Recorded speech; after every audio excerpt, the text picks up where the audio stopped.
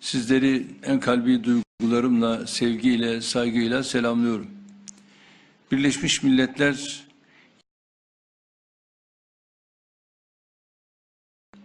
az sonra New York'a hareket edeceğiz. Başkanlığını Büyükelçi Sayın Volkan Bozkır'ın Covid-19 salgını nedeniyle fiziken yapılamamıştı. Bu vesileyle 14 Eylül zorlu bir dönemde sergilediği üstün yöneticilik meziyetleri için şahsım, milletim adına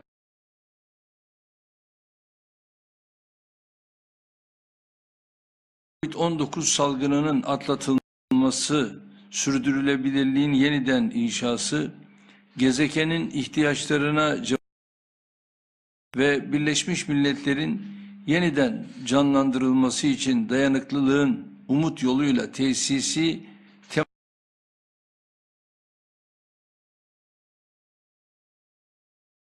ettiğimiz ve öncü rol oynadığımız sağlık, iklim ve sürdürülebilir kalkınmaya dair meseleler yer tutuyor. Genel kurula 110 civarında ülkenin devlet ve hükümet başkanı düzeyinde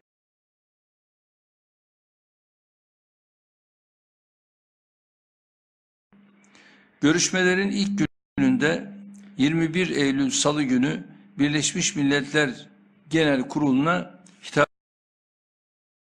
taraflılığa ve daha adil bir dünya düzeninin tesisi hedefine olan güçlü desteğini vurgulayacağım.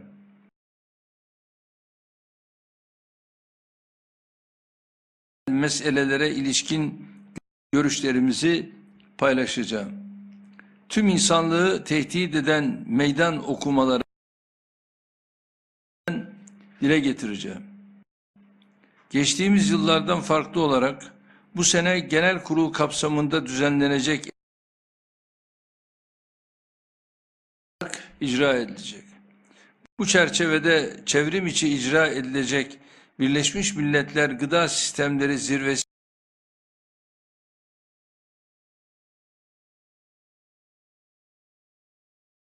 toplantısına birer video mesajda iştirak edeceğim. Ziyaretim vesilesiyle Birleşmiş Milletler Devlet ve Hükümet Başkanı ile ikili görüşmelerim olacak. New York'ta bulunduğum süre zarfında ayrıca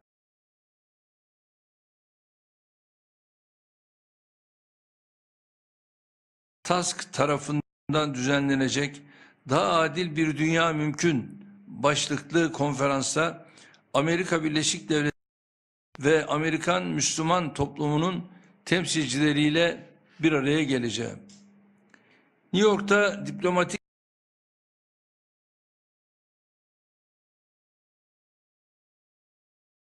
ile ev sahipliği yapacak olan Türk Evi binamızın açılışını yerli ve yabancı çok sayıda dostumuz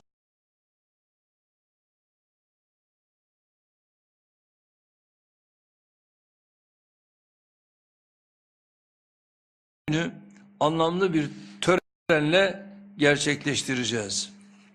Birleşmiş Milletler binasının hemen karşısında yer alan arsamız üzerinde tarihi ve geleneksel mimari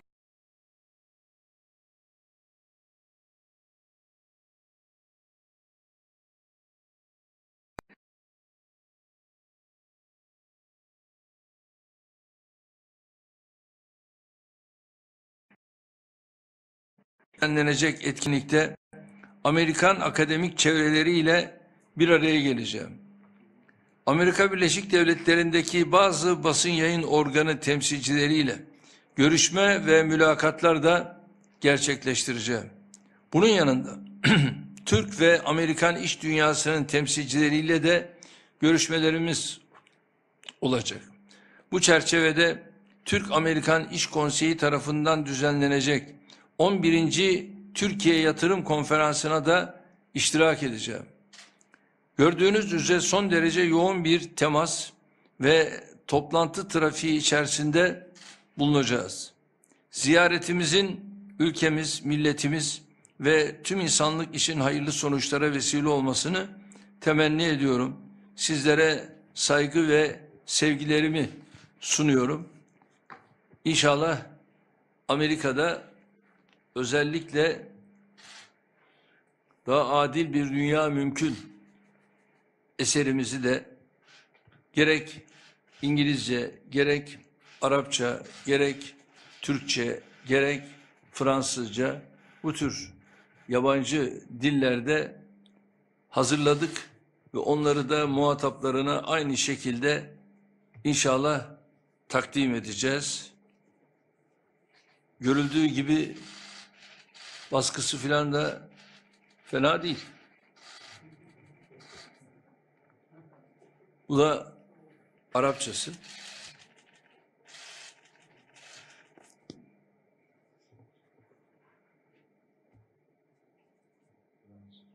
Evet. Görüldüğü gibi İngilizcesi ve bu da Türkçesi. Yani 5 dilde, 4 dilde hazırlıklar yapıldı ve Birleşmiş Milletler'de açılış törenimizde de bunları muhataplara takdim edeceğiz. Buyurun, söz sizde.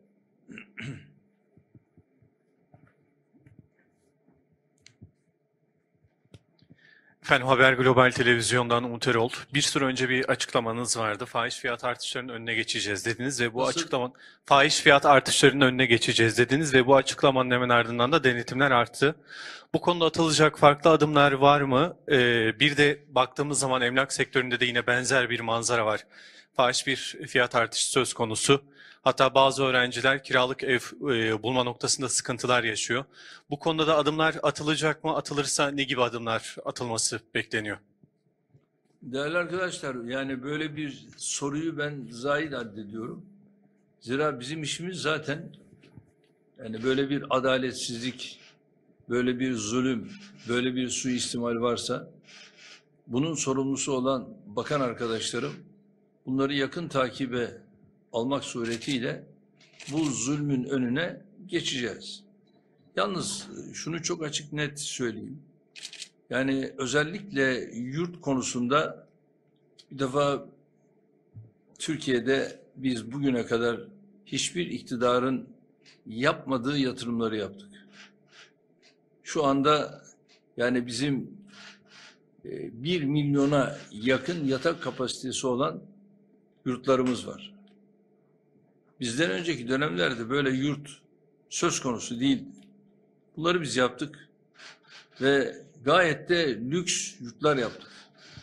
Yani bu yurtlar arkadaşlar çift yatak, bilemediniz 3 yataklı odalar olmak üzere gayet modern bir şekilde bu yurtlarımızı yaptık. Yani bu konuda da ben yurtlarımızla iftihar ediyorum.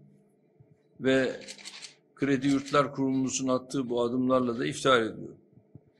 Tabii Bay Kemal'e kalırsa Bay Kemal'e ne yaparsanız yapın yediremezsiniz. Çünkü onun dünyası farklı. Dikili bir taşı yok, dikili bir ağacı yok. Ama yalan mı? Aman yarabbim. Bunda bol. Ve onunla beraber tabii hareket eden bazı medya grupları da var. Onlar devamlı karalama kampanyasını da sürdürüyorlar. Ne yaparlarsa yapsın kervan yürüyor. Ve yürüyeceğiz. Ve hiçbir dönemde olmadığı kadar yoğun bir şekilde öyle bir yalan atıyor ki bir sene içerisinde Türkiye'de bu sorunu bitirecekmiş. Ya zaten böyle abartılacak bir sorun yok ki. Ne abartıyorsun? Şu anda bizim üniversite öğrencilerimize yönelik atılan bu adımlar hiçbir dönemde atılmış değil. Ve gayet başarılı bir şekilde yürüyor. Mesela dün baktım gene sözcüsü bir şeyler söylüyor. Söylediği ne? Aman yarabbim yine yalan, yine yalan. Diyor ki çiftçi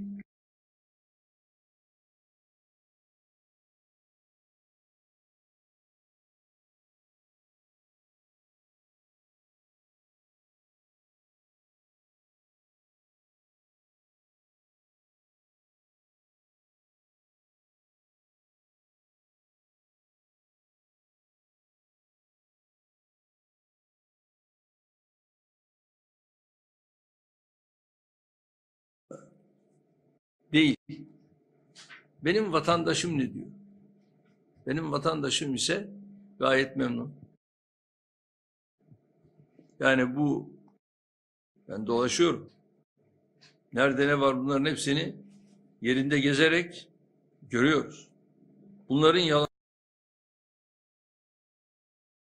Kaldı ki biliyorsunuz üniversite öğrencileri ile ilgili konuşurken ya biz göreve geldik.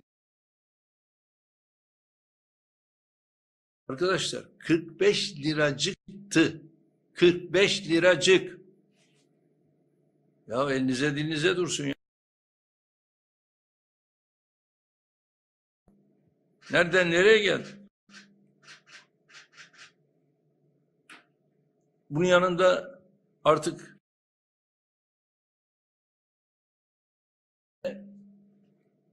asgari ücrette bir ücret alıyorlar. Bu noktaya geldi.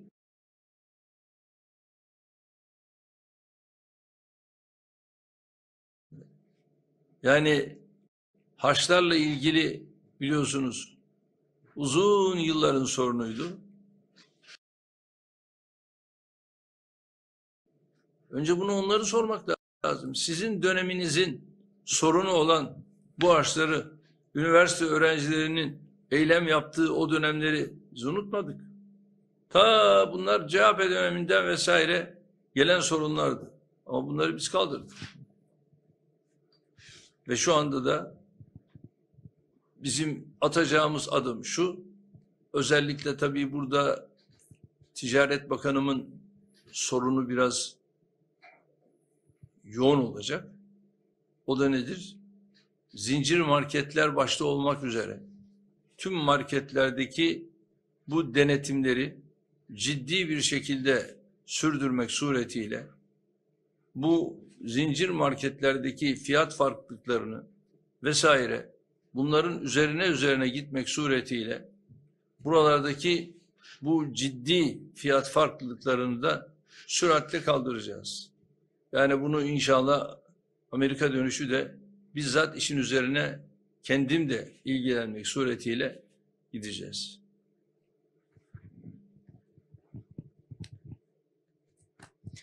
TRT Haber Nurgül Dönmez. Efendim benim sorum seçim barajı ile ilgili olarak Sayın Devlet Bahçeli %7 konusunda Cumhur İttifakı olarak tescilledik dedi. Bundan sonraki yasal süreç nasıl ilerleyecek? Ayrıca seçim yasasında başka değişiklikler de planlanıyor mu? Daraltılmış bölge gibi. Bu konuda çalışmalar hangi aşamada? Teşekkür ederim. Değerli arkadaşlar, bu konuyla ilgili de tabii görevlendirdiğimiz arkadaşlar çalışmalarını artık belli bir noktaya getirdiler. İnşallah Amerika dönüşü tekrar kendilerini de dinleyeceğiz. Dinledikten sonra da yolumuza her oradaki başlıklarla yürüyeceğiz. Temennimiz odur ki inşallah 2023 seçimlerine girerken çok daha farklı bir şekilde girelim ve Türkiye'nin de arzuladığı, beklediği bir sistemi inşallah yakalamış olalım. Ve bu konuda da biliyorsunuz meclis şu anda kapalı. Meclis açıldığı anda da inşallah bu yaptığımız çalışmayı belli bir noktaya getirip hiç uzatmadan inşallah meclise göndereceğiz ve müzakereleri de bu şekilde başlamış olacağız. Sayın Cumhurbaşkanım, Sabah gazetesinden Zeynel Yaman. Afganistan'da son gelişmelerin yanı sıra son yılların en kurak ve kıtlık dolu yılları geçiyor. Ciddi anlamda da bir insani dram var. Gerek diğer ülkelerden gerekse de Türkiye'deki STK kuruluşları orada insani yardım faaliyetleri yürütüyorlar. Bizim de Türkiye olarak bu konuda bir insani yardım çalışması ve devlet olarak gündemimizde var mı? Bu konuda neler söylemek istersiniz? Arkadaşlar, insani yardım konusunda bizim hiçbir zaman tabii tereddüdümüz olmaz. Yani biz bu tür dost ülkelere her zaman insani yardımı gerçekleştirdik. Yani bu dönemde de inşallah yine insani yardım konusunda gerek devlet olarak gerek STK'larımızla inşallah Afganistan'a da bu tür yardımlarımızı göndereceğiz.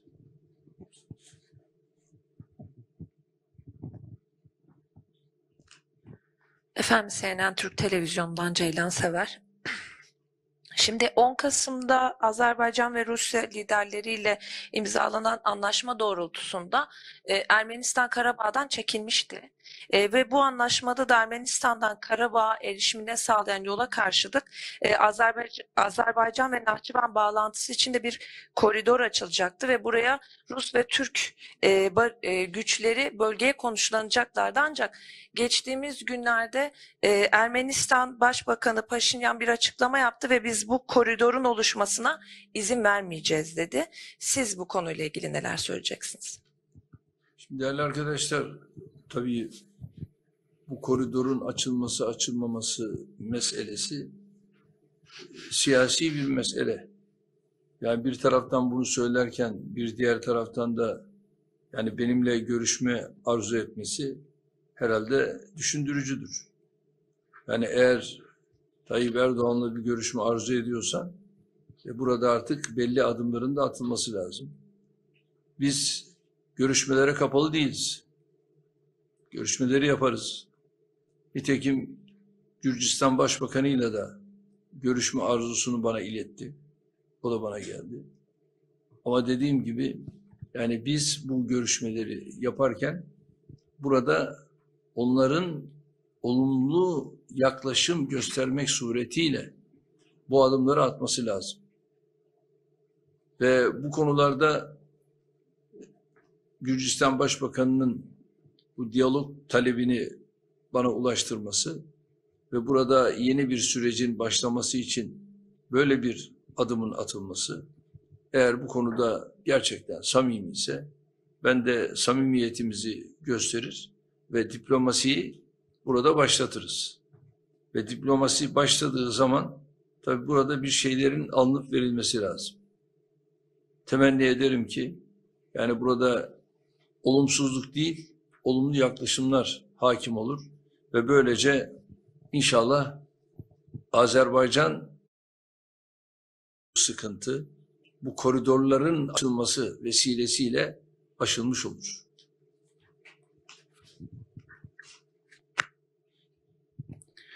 Efendim Anadolu Ajansı'ndan Kaan Bozdoğan. Dün Yunanistan Başbakanı Mitsotakis sizinle daha önce yaptığı bir görüşmeye atıfta bulunarak Erdoğan ile potansiyel mültecileri ve göçmenleri ülkelerinde mümkün olduğunca yakın tutmanın önemli olduğu konusunda anlaştık. Türkiye'yi bu sorunla baş etmesi için desteklemek gerekiyor dedi.